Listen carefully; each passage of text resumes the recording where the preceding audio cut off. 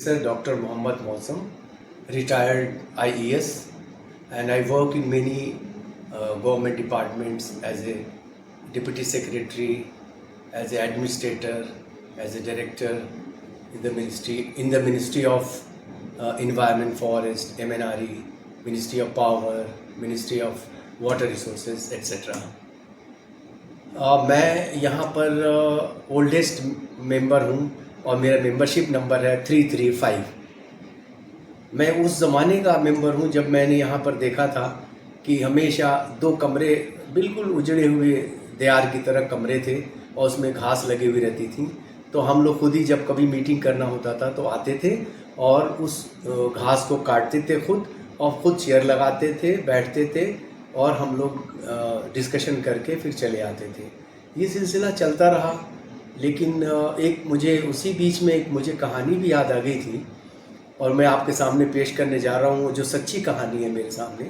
कि मैं एक बार सरकारी गाड़ी में जा रहा था यहाँ से लोधी रोड सीजीओ कॉम्प्लेक्स में, तो मेरे साथ एक अग्रवाल साहब बैठे हुए थे।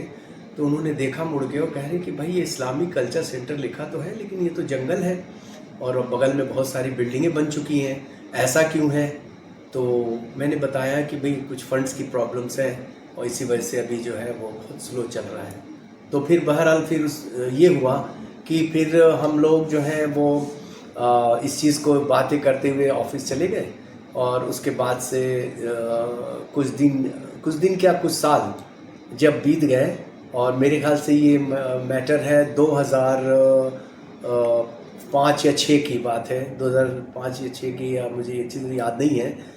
तो एक बार फिर वो मेरे साथ यहाँ से ट्रेवल किए और जाने लगे और उस वक्त मेरी पोस्टिंग भी सीजीओ कॉम्प्लेक्स में ही थी, मिनिस्ट्री ऑफ एनवायरनमेंट फॉरेस्ट में।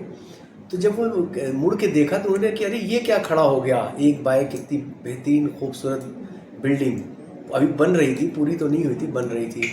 तो मैंने कहा कि देखिए ये जादुई चीज़ है, अब आप एक ज़माने में मुझे ये बताए थे और आज आपके सामने देखिए खड़ी है, तो ये तो कोई एक जादूगर आया है जिसने बना दिया।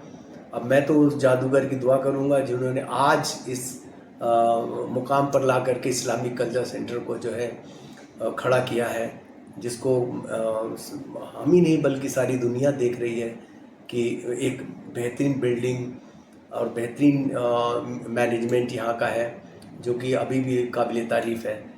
मैं ये भी कहना चाहूँगा अपनी तरफ से कि यहाँ पर जो है ये बच्चों को कोचिंग सेंटर्स या जो हमारे बच्चे आईएएस में क्यों नहीं आ पाते हैं, इसकी वजह भी हमें ढूंढनी है, नंबर 1। और दूसरा हमें अटैच भी करना पड़ेगा, जैसे जामिया मिलिया है, वहाँ से जो है वो बच्चे जो आ जाते हैं 30-30 बच्चे, आखिर उनके वहाँ भी तो बच्चे पढ़ते हैं और बहुत चीज़ यहाँ भी कर सकते हैं।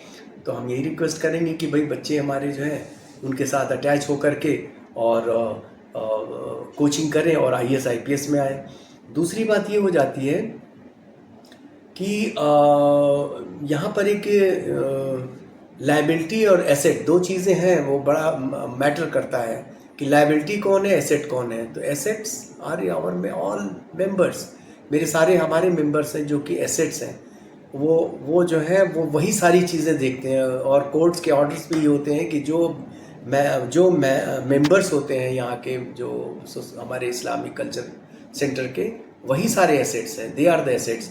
दूसरी और बात है कि एज और वेट और हाइट, इससे कोई फ़र्क नहीं पड़ता है।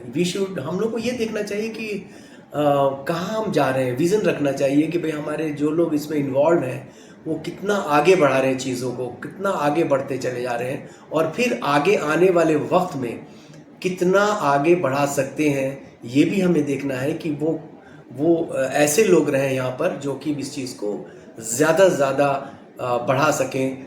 और बढ़ाने का मतलब एक तो ये है, सेकंड यहाँ के एक्सटेंशन की है, दूसरा और है कि यहाँ से हम एक्सटेंड भी करें ग्रेटर नोएडा में जा कर के जो है वो वहाँ पर कुछ और भी ब्रांचेस खोल सकते हैं हमारे इंडियन इस्लामिक कल्चर सेंटर का।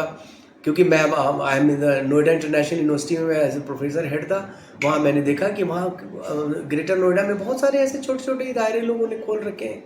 तो ये चीज़ें भी हमें करनी चाहिए और मैं सोचता हूँ कि इस चीज़ को हमें पूरा तवज्जो देना चाहिए कि भाई हमारे जो इस्लामिक कल्चर सेंटर जो आगे की तरफ बढ़ रहा है, इसको बढ़ाने की पूरी कोशिश करें। और होप कि मैं उम्मीद करता हूँ कि हमारे आने वाले वक्त में ऐसे ही लोग आएंगे जो लोग जो है इस चीज़ को आगे बढ़ाएंगे। अगर हमारी ज़रूरत होगी तो हम भी आपके साथ रहेंगे। इसी के साथ मैं आप सब लोगों का बहुत बहुत शुक्रिया करना चाहता हूँ। अस्सलाम वालेकुम, जय हिंद।